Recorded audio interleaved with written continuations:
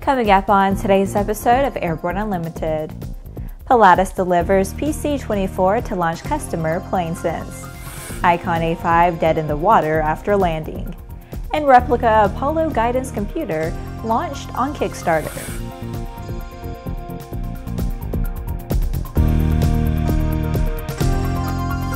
Hello, I'm Laura Hudson. It's February 14th, and this is Airborne Unlimited. In a ceremony held at Pilatus Business Aircraft Ltd. in Broomfield, Colorado, the first production PC-24 twinjet was handed over to U.S. customer PlaneSense. The aircraft is the first of 6 PC-24s, which PlaneSense has on order with Pilatus. We've been eagerly working toward this moment since the conception of this innovative new jet a decade ago, said Pilatus CEO Marcus Booker. On behalf of the 2,000 Pilatus employees who successfully designed, built, and certified the best business aircraft in our 80-year company history, we are proud to have our longtime customer and partner PlaneSense take delivery of the very first PC-24. In addition to the larger cabin and faster speed, PlaneSense will take advantage of the PC-24's unique cargo door, short field performance, and ability to land on grass runways to access locations which traditional business jets are unable to use. PlaneSense pilots were among the very first class to earn type ratings in the PC-24 at Flight Safety International's Dallas Learning Center, where the first full-motion Level D PC-24 simulator is based. Flight Safety is also the official provider of PC-24 maintenance training and is already conducting courses with PlaneSense and authorized Pilatus Service Center personnel as part of an integrated and comprehensive entry into service program. After the break, LEAP engine surpasses 600,000 flight hours. There's a difference between charting a steady course and pushing for the ceiling. And for nearly a century, Hartzell Propeller has been defining that difference. It's in our passion for engineering and research and our dedication to testing the limits of performance. We are built on honor. We are Hartzell Propeller. Sandia introduces the new SAI 340 Quattro TSO'd airspeed, attitude, altitude, and slip. With integral backup battery, safety never looked so good. See it now at www.sandia.aero. Based on the popular Sling 2 LSA, the Sling 4 was designed to be the most practical and desirable lightweight 4-place experimental aircraft on the market. Find out more about this 115 horsepower turbocharged airplane at airplanefactory.com. Welcome back. If you have a story suggestion for Airborne Unlimited, Aero-TV, Airborne Unmanned, the AMA Drone Report, our website or podcast, just email to news-spy@aero-news.net. With so much news coming out of the aviation industry, we're summarizing some other interesting stories in a brief segment we call Around the Patch.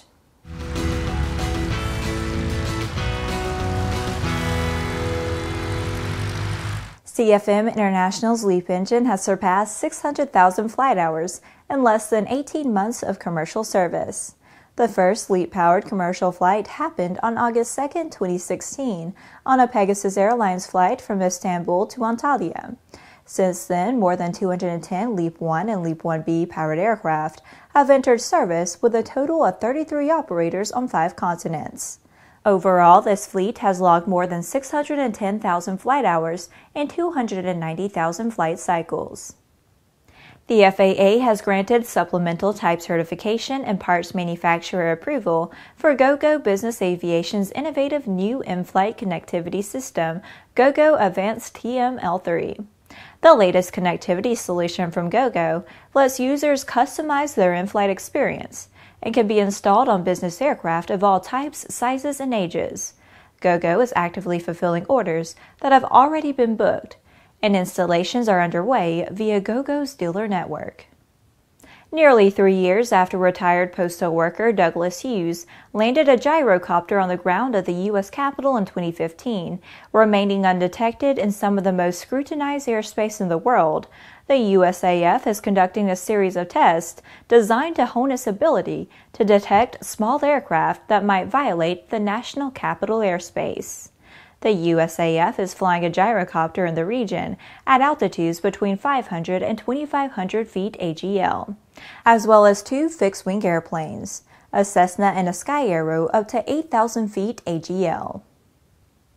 The U.S. Department of Transportation has released its February 2018 Air Travel Consumer Report on air carrier data compiled for the month of December 2017 and calendar year 2017. In 2017, the carriers posted a bumping rate of 0.34 per 10,000 passengers, the lowest annual rate based on historical data dating back to 1995. The previous low was 0.62 in 2016. These carriers posted a bumping rate of 0.18 per 10,000 passengers for the fourth quarter of 2017, an improvement over the 0.55 rate for the fourth quarter of 2016.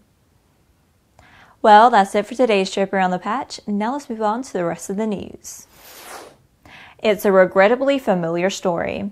The pilot of an Icon A5 ran into problems after landing in the water near Lighthouse Beach Park on Sanibel Island, Florida, Friday.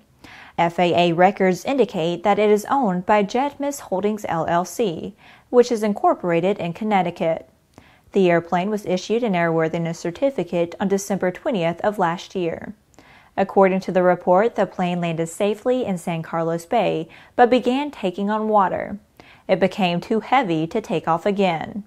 The airplane was reportedly towed to the beach near Sanibel Fishing Pier by a boater. The plane did not leak any fluids into the water. Plans were to pump out the water and repair the plane, if it is indeed repairable. After these messages, Replica Apollo Guidance Computer launched on Kickstarter.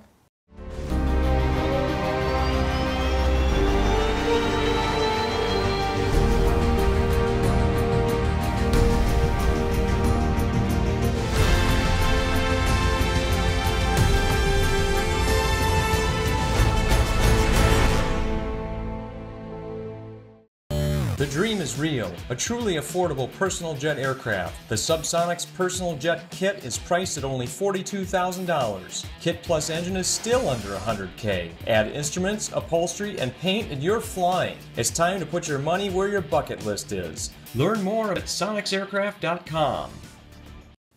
Welcome back. A couple of entrepreneurs who are not even teenagers when the Apollo 11 mission first placed men on the moon have launched a Kickstarter campaign to build replicas of the DSKY interface used on every Apollo mission.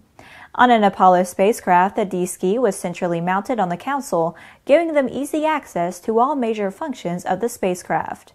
The replica, created by S&T Geotronics, is an open-source Arduino-based replica. Using the same interface as the NASA astronauts used on their trips to the moon and back, you enter a selection of verbs and nouns to command the computer.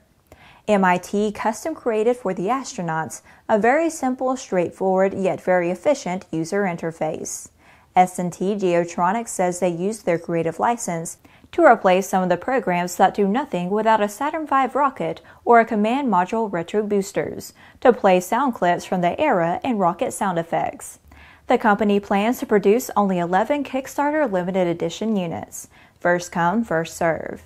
The company set an initial goal of $20,000 to tool up and produce all units, and has already climbed through their stretch goal of $50,000, pledged by 131 backers.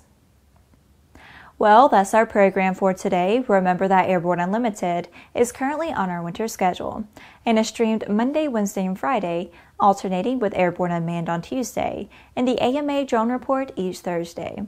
Additional breaking news bulletins may be posted for important stories that fall outside of our normal deadlines. If you're watching us on YouTube, please subscribe and do check us out on Facebook and Twitter.